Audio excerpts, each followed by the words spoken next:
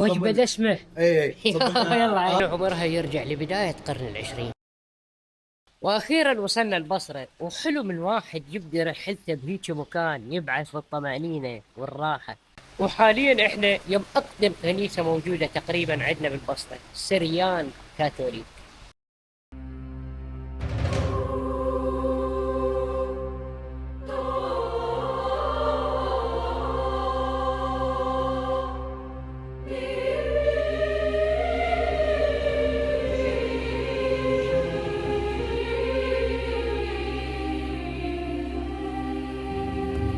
تخيلوا عمرها يرجع لبداية القرن العشرين. تعالوا خلينا نسأل نشوف قد تقريبا أو وش وقت انبنت. موجود حاليا ويانا عم أبو صباح يعرف تقريبا تاريخ أغلب المدينة. عمو سالفنا على تاريخ المدينة.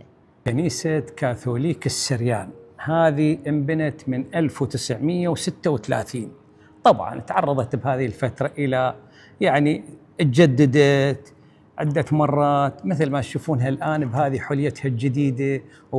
البصرة حاضنة لكل الأديان. حتى هاي الكنيسة مو بس المسيحيين يجون يصلون هنا، هاي الكنيسة حتى المسلمين يجون يزورون هنا ويطلبون حاجتهم. للعلم الكنيسة مفتوحة 24 ساعة ما عدا يوم الأحد لكل الناس.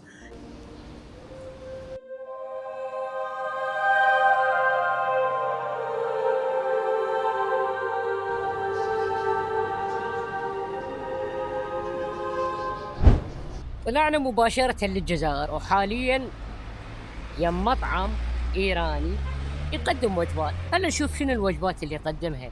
السلام عليكم. يا الله وين ماخذني؟ آش اصفهان. يا الله شنو هذا؟ آش أكلة إيرانية. إيرانية أكلة إيرانية. زين أدري زين هاي الأكلة من شنو مصنوعة؟ هاي يمكن 7 أنواع 8 أنواع بقوليات. الله يسمونها آش. يعني وجبة دسمة. اي يلا يا الله نجرب أول شيء. مرهومة هذا هريسة؟ هذا آش أكلة اصفهانية. زين هذا فوقها بصل؟ بصل مقلي. اوكي.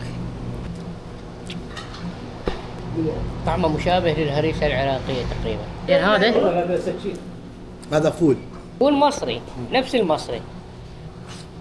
الله والله العظيم هو ياكل. العافية. ما عافية. رجع لك اياها بالافراح ان شاء الله. يا ابي دخلنا مدري وين. هاي المطحنة. الله اسمها؟ هذه الرحة.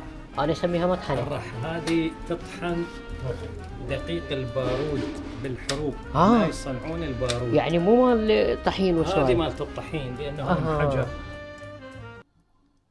شكلها حلو والله. ما له واحد ياخذها هسه، ما لاخذها هسه وخليها في الغرفة. الو سويتوا متابعة لو لا؟ ما حد يسوي متابعة. مرهومة هذه هنا غسالة لو مطبعة؟ هاي غسالة. غسالة اي. هاي غسالة كانت يحطون الملابس. اي الله. يغسلون بيها هيجي. يا ابوي تغسل بيها النور يطلعون. هاي شلون كانوا يتحملون يغسلون بيها عمي؟ بعد شوف وقت هاي كانت اصلا يعجوبة بوقت. يا الله.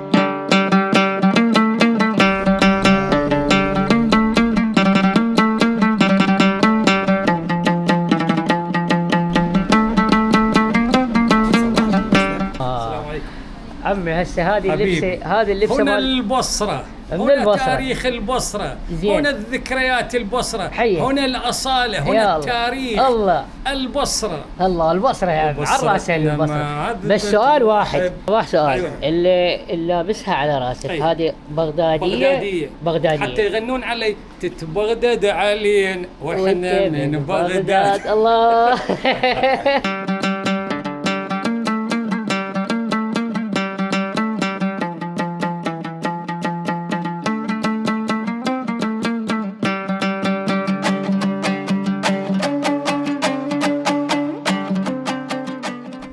وصلنا بالبصرة القديمة بمنطقة الشناشل. من تدخلها تنبهر بالبناء القديم.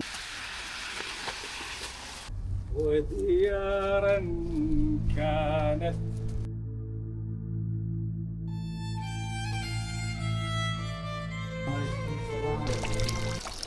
أكبر شجرة موجودة هنا بالمنطقة. بس انتبهت إنه عمرها أكثر تقريبا من 130 سنة. أكثر من 130 سنة.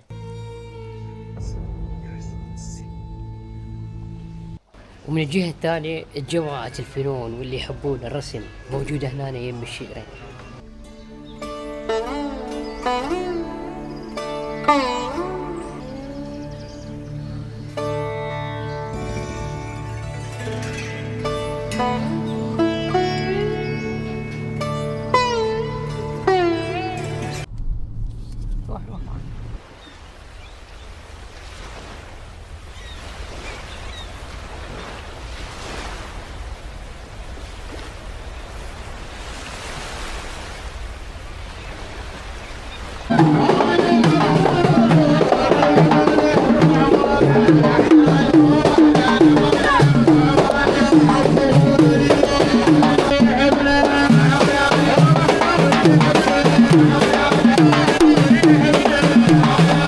البصرة شارع الفراهيدي. برهم شنو هذا الشارع؟ هذا شارع الفراهيدي بمحافظة البصرة للكتاب، يعني مثل شارع المتنبي ببغداد. يعني من الأخير شارع مال مثقفين.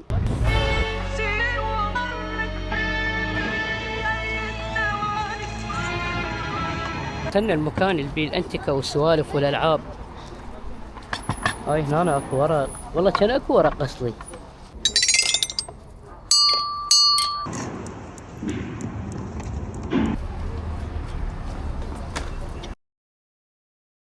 حلو بالموضوع بهاي القوارب انه صاحب البفة الباسط هنا يشتغلون شغل يدوي.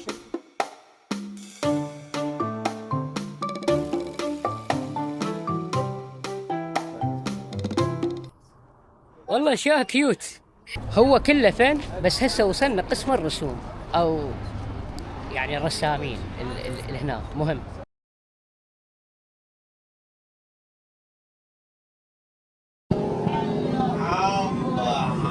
والله عمضة اي ما صار بيه. كيف بالك كيف بالك؟ هاي وصلنا الكورنيش، وحاليا احنا بهاي هنا هسه مثل ما يسموها مثلا ساحة عامة مطلة على شط العرب.